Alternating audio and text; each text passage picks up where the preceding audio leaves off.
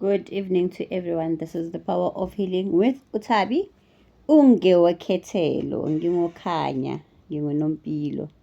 Iqhwa lentwasahlobo, umthombo wokuhle kodwa.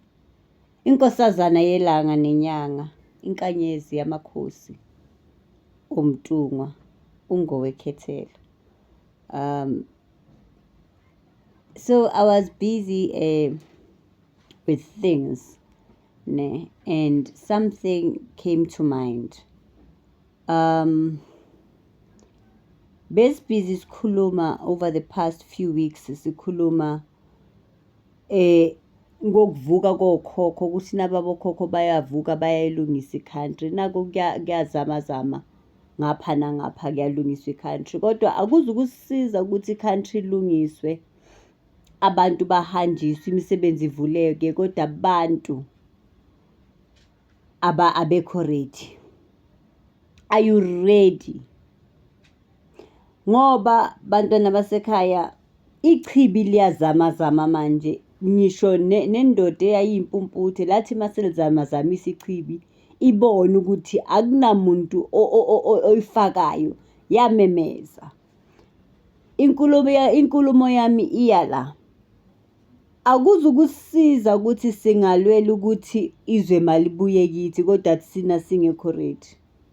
Because as we speak right now kukhona abangazi nokuthi CV yakhe yayapi, kukhona ongazi ngisho certificate ka matric usibeke phinanani, yet we are saying kuzovuleka imisebenzi. Kukhona so I believe most of us kukhona abakhanyisayo ukuthi akukhanya izinto ukuthi maqoqeka kulunga yonke into ibuyele esimeni bese izinto ziyakhanya. Kodwa if ungazilungiselanga wena uzilungisele yini, ulungisile yini, uhlambululile lapha efanele kulungise khona ukuze izinto iqhaqheke. Because singakhuleka kuze kushona ilanga, kungaliwa kuhanjiswa abangaphandle kuze kushona ilanga kuzanywa kodwa nathi self mawungazanga ube ku self workshop ukuthi okay mina ke njengozibani banyana sengizilungiselele ngafika phi. Kunabantu as we speak abakhanyisa amaladi wokuthi ngicela makuvuleke izinto nezami mayivuleke, kunaba abahambayo bayokhuluma emisamo ukuthi bokhokho ngicela makulunga nami. Wena ulungisaphi? Wena ulungiseni? Wena uyalungisa or uhleli ugoqa izandla and saying kuzozenzakalela? Ngoba njoba lizamazanyiswa ichibi imikhumbi izohamba. Abafuna ukungena emkhumbini bahambe nomkhumbi bazohamba. Into engizama ukusho ukuthi aba-ready zizokhanya izinto. Kodwa akekho umuntu ozolungisela omunye umuntu because bazohamba abantu kube khona iy'khala zamabhizinisi kube khona kodwa masingekho ready yonke le nto iyize. Kukhona abazosala ichibi liyazanyazanyisa, kukhona abazosala not because mina vele zami izinto ngiyazazi ukuthi zislow azenzeki or but because wena awufuna uku-initiate anything. Awufuna uku-initiate anything. Kukhona abantu as we speak they did their matric abanye kodwa umuntu akanayo i-CV.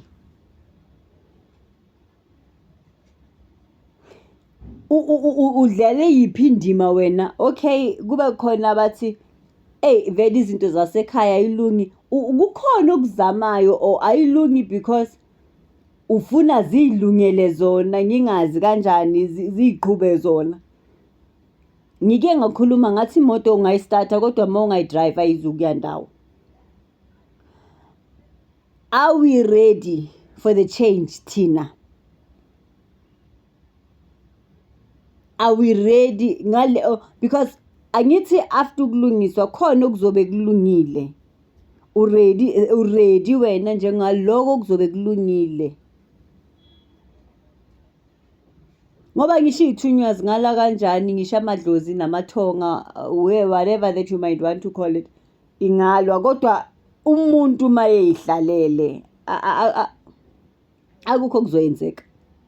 Uma ungazami imizamo because ngiyacabanga ukuthi kukhona mhlawumbe abafana njengathi abazama sekunzima.